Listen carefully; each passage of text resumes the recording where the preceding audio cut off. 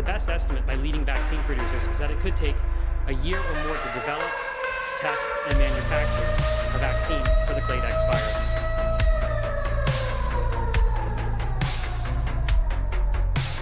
virus. We have heard that 500,000 children have died. You know, is the price worth it? But we think the price is worth it.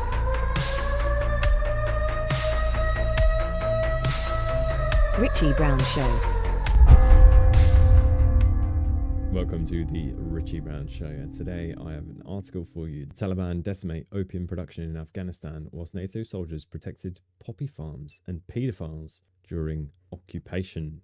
I mean, imagine dying for McDonald's, transgenderism and worldwide CIA drug rings. As the debacle of Afghanistan recedes into our minds, of Afghan traitors clinging to American jets as NATO abandoned them, well, the occupation at least, we should take a few moments to look at what the Taliban have done to opium production inside Afghanistan in a few short years since the Taliban stormed the country on motorbikes, sandals and AK-47s. And the imaginary NATO army that had been propped up melted into air.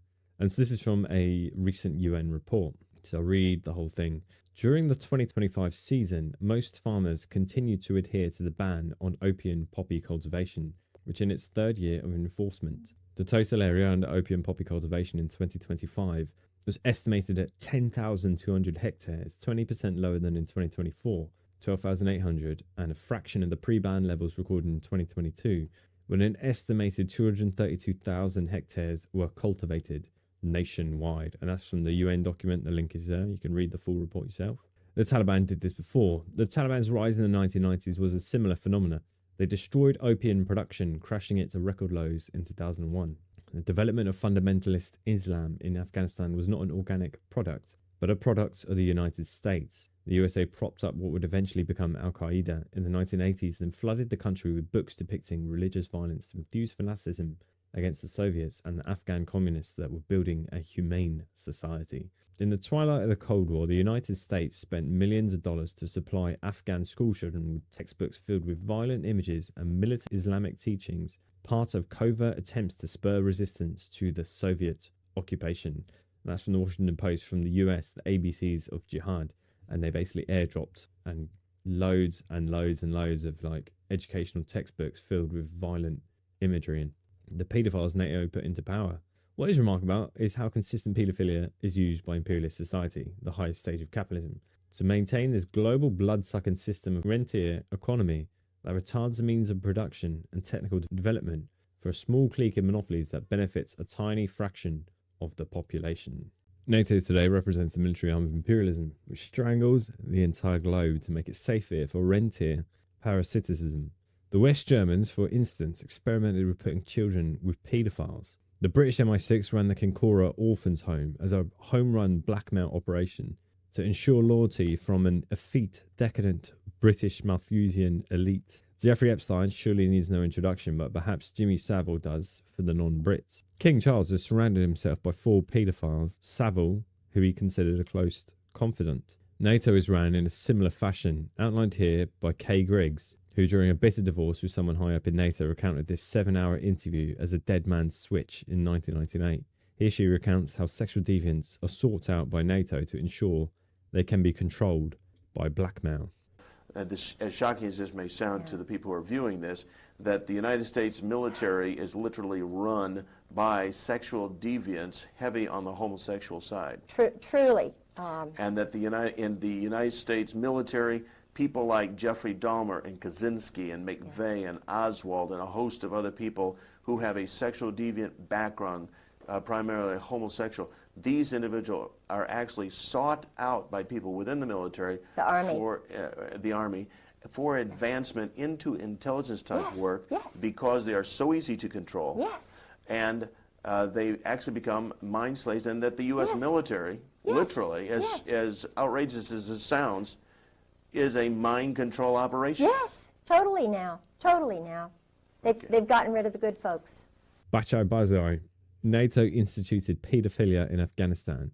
It is unsurprising, therefore, that NATO promoted and encouraged paedophilia among its proxy groups in Afghanistan, including the Mujahideen in the 1990s, and later the NATO collaborators that ran Afghanistan with the NATO occupation in the 2000s to 2022. The Taliban rose to power in the 1990s off the back of the anger towards paedophilia being implemented by NATO and its puppet groups in Afghanistan, occurring frequently across southern and eastern Afghanistan's rural Pashtun belt, and with ethnic Tajiks in the northern Afghan countryside. Bachchabazai has become a shockingly common practice. Afghanistan's Mujahideen warlords, who fought off the Soviet invasion and instigated a civil war in the 1980s, regularly engaged in acts of paedophilia, keeping one or more, quote, chai boys, unquote, as these male conscripts are called, for personal servitude and sexual pleasure became a symbol of power and social status. The Taliban had a deep aversion towards Bachchabazai, outlawing the practice when they instituted strict nationwide Sharia law. According to some accounts, including the Hallmark Times of London article, Kandahar comes out of the closet in 2002. One of the original provocations for the Taliban's rise to power in the early 1990s was their outrage over paedophilia. Once they came to power, Bachchabazai became taboo, and the men who still engaged in the practice did so in secret. While the practice returned under the NATO occupation, and that article was from Foreign Policy, by the way, and it returned under NATO occupation. When the former Mujahideen commanders ascended to power in 2001 after the Taliban's ouster, they brought with them a rekindled culture of Bachchabazai. Today, many of these empowered warlords serve in important positions as governors, line ministers, police chiefs, and military commanders. Since this post-2001 revival, Bachchabazai has evolved and its practices varies across Afghanistan. According to military experts I talked to in Afghanistan, the lawlessness that followed the deposing of the Taliban in rural Pashtunistan and northern Afghanistan gave rise to violent expressions of paedophilia. Boys were raped, kidnapped, and trafficked as sexual predators regained their positions of regional power. As rule of law mechanisms and general order returned to the Afghan countryside, Bachchabazai became a normalized, structured practice in many areas. Yeah, and you got the link there to the full article of Bachchabazai, an Afghan tragedy. Just in case you're a liberal reading my Substack and wondering who was the truly evil side in that Afghan war. Confirmed by the documentary, This Is What Winning Looks Like, and that was done by Vice, which follows a British lieutenant showing how he has to work with paedophiles. And why shouldn't I use their ass? The paedophile insists to the British lieutenant. Mine was used, and then here's another quote from the video that I'll just play the actual video.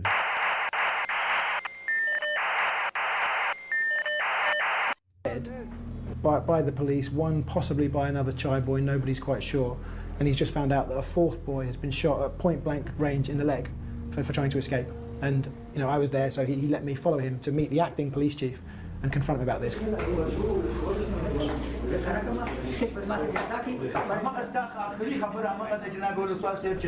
Yesterday we had unfortunate news come in. A young boy, about 13, maybe 14 years of age, was shot. Now, there's a couple of things on there that you and I have talked about. We've had all the PV commanders in this very room about having young boys and civilians on PVs. I have mentioned it more than 20 times. I know. Why was there a boy on that PV? What did that commander say to you?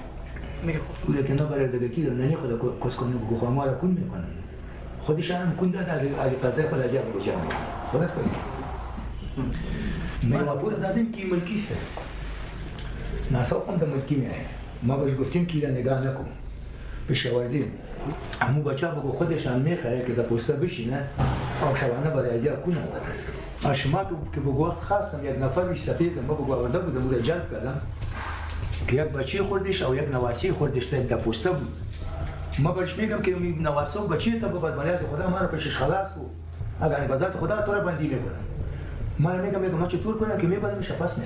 He's saying the boys want to be there, which begs the question, well, why would they be trying to escape? And in one case, they tried to poison. One of them tried to poison the policeman so that he could escape, and that's what led to him being shot. We cannot have children in PVs. We can't have children even wearing uniforms like this one was yesterday. It's against the law. ما کدام تردید ندارم در رفتن موتو ولی موضوعی تو است که موتو در جلسه برش گفتیم در پوسته که میرم طفل پت میکنه ما خودم ما بایی میفهمم کی کنی مردم اصلا خراب چشم دارن با یک دپا و دو دپا و 20 دپا و 100 دپا نمیشه که ما برای ازیا میگیم که طفل را نگاه نکنی کنی را نگاه نکنی طفل نگاه نکنی ناسوق نگاه نکنی سر از اون که دیگه برش گفتم میشه ما در پوسته رفتیم پیش ما طفل پت کرد. So this meeting went on for an hour and a half, 2 hours, and as you can see, he's not interested in stopping this practice and doesn't really seem to think there's anything wrong with this practice. Let's do this. Let's get together and go out there and get these kids out of these PVs. and get them back to their families. We'll go in there early in the morning. And we'll start going from PV to PV to PV. And if they've got kids in there in the morning time, and we know that they probably stay there overnight, we'll free the kids and we'll arrest the PV commanders. Eventually, maybe to wrap up the meeting, he says, okay, I agree, we'll go out, we'll do a raid first thing in the morning, and we'll arrest these commanders who are keeping child boys. So Major Stuber thought he'd made a real breakthrough.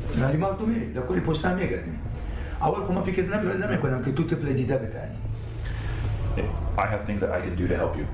You and I are in a position right now to change the situation in the city. If you do this, people will know that you are somebody who stands for justice in this area.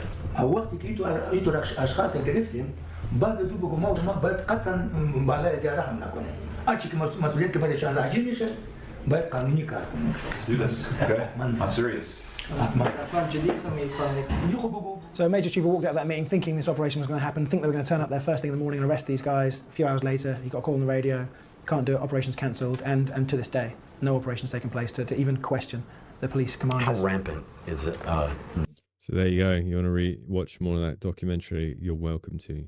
Utterly disgusting. These are the people that were running Afghanistan under NATO occupation. That documentary came out in 2013, by the way, and NATO remained in Afghanistan for another 11 years, spreading paedophilia and protecting poppy farms. These are the people that run the occupation state that spread filth and drugs over the Afghan people. You should have considerably less pity for NATO collaborators that were desperate enough to cling onto US planes as they flew their choppers out of Saigon.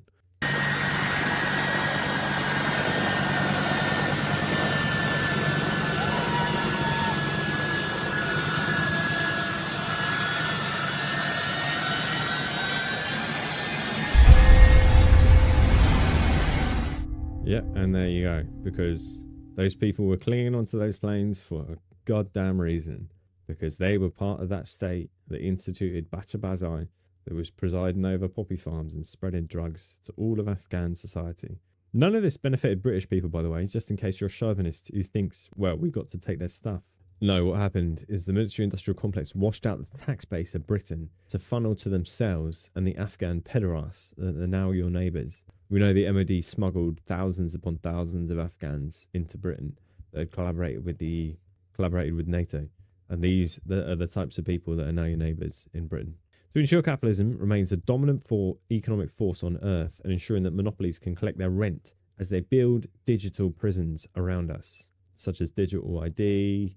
They're going to bring in carbon credit scoring system, with the carbon market going to, over 2 trillion by 2026. Hey ho, some people will never get it. Drug networks as anti-communism. This isn't anything new, of course. The biggest drug dealer in the entire world was Queen Victoria during the hilariously named Opium Wars, where Britain sent gunboats up the Yangtze to force the Emperor of China to retract his opium ban.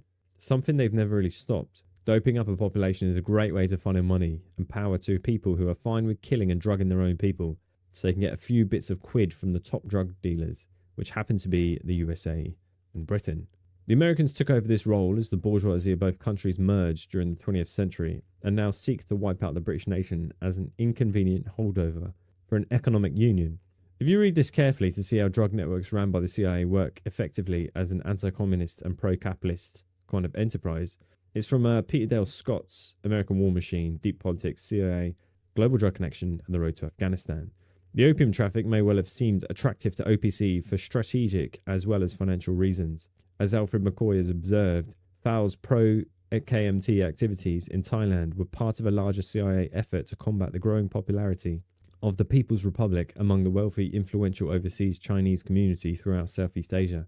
I've noted elsewhere that the KMT reached these communities in part through triads and other secret societies, especially in Malaya, that had traditionally been involved in the opium traffic. And this is the bit I've bolded, so pay attention. Thus, the restoration of an opium supply in Burma to replace that being lost in Yunnan had the result of sustaining a social fabric and an economy that was capitalist and anti-communist. I would add that the opium traffic was an even more important element in an anti-communist strategy for Southeast Asia as a source of income. We have already seen that for a century the Thai state had relied on its revenues from the state opium monopoly.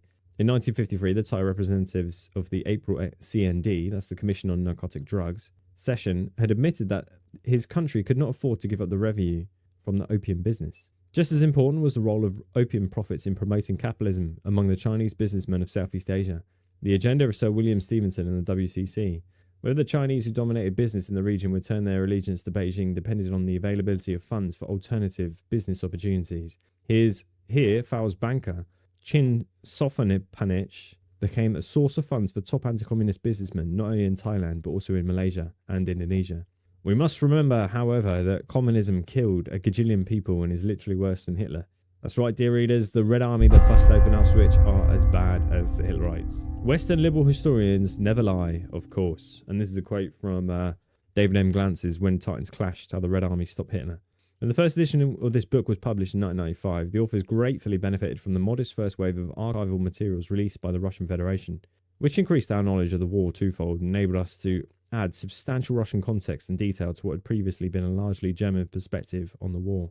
Thanks to these initial releases, the book's first edition restored a modicum of truth and accuracy to the Soviet side of the war by identifying battles forgotten or concealed for political reasons, and by adding more candid detail to the description of battles already well known. Likewise, a clearer understanding of what the Red Army actually achieved tempered the obvious German bias so evident in the historiography on the war during the Cold War years. Now, pay attention there. Is somehow in Britain and America, supposedly the countries that defeated the Hitlerites, we ended up with a quote, largely German perspective on the war, unquote. And David M. Glantz, I mean, he released this book in like 2014. Well, he originally released it in the 1990s, but he did a reissue of it like in the 2010s. There's a quote there saying, identifying battles forgotten or concealed for political reasons. So that just goes to show you what Western historiography is like. The West, of course, gave the Nobel Prize to the idiot who invented the lobotomy in 1949. Perhaps if the West had a hard and fast rule that whenever some eugenics idiot advocates such criminal behaviour, we immediately enact it on them, many lives would have been saved from complete ruin. Which I think is fair, really, to be honest. If you come up with an idea that you want to drill into people's heads, perhaps we should just drill into your head and then, job done. In 1950, the Soviets banned calling incompatible with principles of humanity.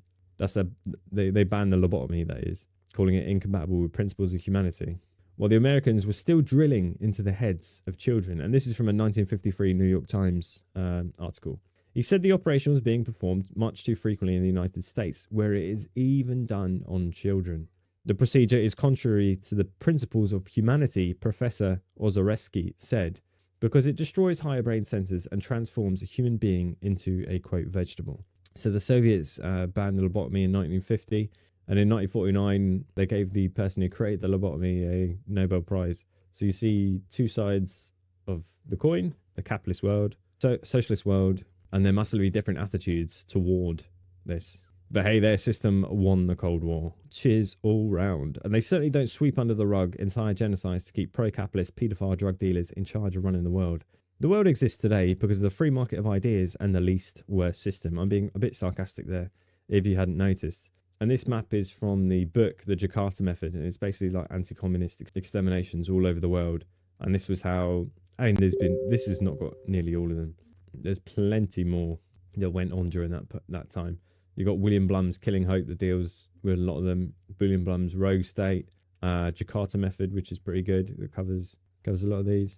NATO flooding Britain with Bachabazai loving remnants of the Afghan state. NATO doing all this horrible stuff around the globe is good because we get a flood of NATO collaborating pederasts into our country.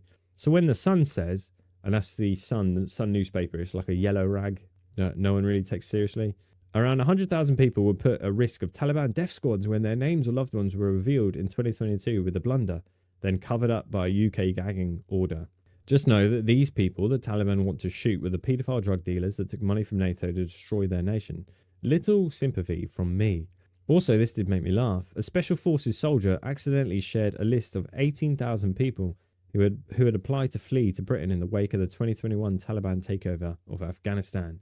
And there I've got Dr. Evil with his famous quote fingers, because the British state blatantly did this on purpose. Accidentally shared, indeed, more like all is fair in love and war. And when you've partnered with pedos for the best part of 2 decades, and they're no longer empowered to help destroy the Afghan people to prevent economic development for Western capitalist monopolies, you may as well have the Taliban clean them up. Flashback to Ryan Roof, the fella that tried to assassinate Donald Trump, trying to organise these pederast mercenaries to fight in Ukraine. He even appeared in a pro-Azov, that's the Ukrainian neo-Nazis, propaganda film. The idea behind this is to flood Ukraine and Taiwan with foreign mercenaries, soldiers of fortune hoping to come to Ukraine for an inflated paycheck of $1,200 a month. This is a lot of money to Colombians, whose country has been turned into a drug den by NATO, as well as Afghans who have had over 20 years of NATO drug dealers turning Afghanistan into the opium centre of the world and a slave labour camp for drug agriculture.